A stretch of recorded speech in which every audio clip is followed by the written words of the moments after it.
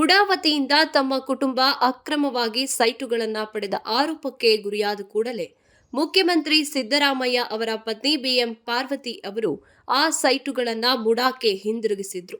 ಆದರೆ ಅದೇ ಸೈಟುಗಳನ್ನು ಅವರು ಮತ್ತೆ ಕ್ಲೈಮ್ ಮಾಡಲಿದ್ದಾರೆ ಎಂದು ಹೇಳಿದ್ದಾರೆ.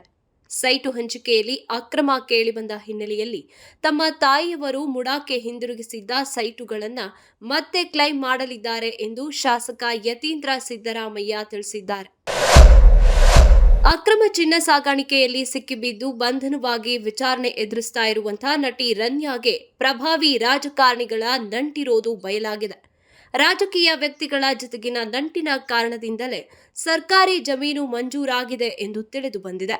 ಕಾಂಗ್ರೆಸ್ ಸರ್ಕಾರದ ಪ್ರಭಾವಿ ರಾಜಕಾರಣಿಯ ಹೆಸರು ಸಹ ಇದರಲ್ಲಿ ಕೇಳಿಬಂದಿದೆ.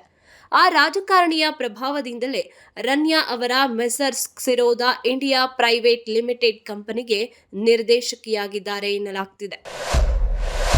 ಅಮೆರಿಕಾದಲ್ಲಿ 2022ರಿಂದ ಈಚೆಗೆ 10 ಬಾರಿ ಹಿಂದೂ ದೇವಾಲಯಗಳ ಮೇಲೆ ದಾಳಿ ನಡೆದಿದೆ. ದೇಗುಲದ ಮೇಲಿನ ದಾಳಿ ಬಗ್ಗೆ ಪ್ರತಿಕ್ರಿಯೆ ನೀಡಿರುವಂತಹ ದೇವಸ್ಥಾನದ ಸಂಸ್ಥೆ, ಹಿಂದೂ ಸಮುದಾಯವು ದ್ವೇಷದ ವಿರುದ್ಧ ದೃಢವಾಗಿ ನಿಲ್ಲುತ್ತೆ.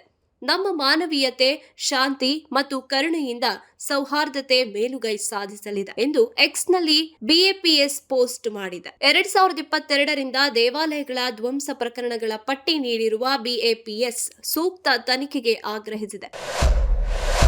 ವಿರಾಟ್ ಕೊಹ್ಲಿ ಡ್ಯಾನ್ಸ್ ಕ್ರೇಜ್ ಇವತ್ತು ನಿನ್ನೆದಲ್ಲ. ಪಂದ್ಯ ನಡೆಯುವಾಗಲೇ ಮೈದಾನದಲ್ಲಿ ಏನಾದರೂ ಕಾಮಿಡಿ ಮಾಡಿ ಪ್ರೇಕ್ಷಕರನ್ನ ನಗಿಸುವ ವಿರಾಟ್ ಕೊಹ್ಲಿ ಗೆದ್ದಾಗ ಆ ಅವಕಾಶವನ್ನ ಬಿಟ್ಟುಕೊಡ್ತಾರಾ?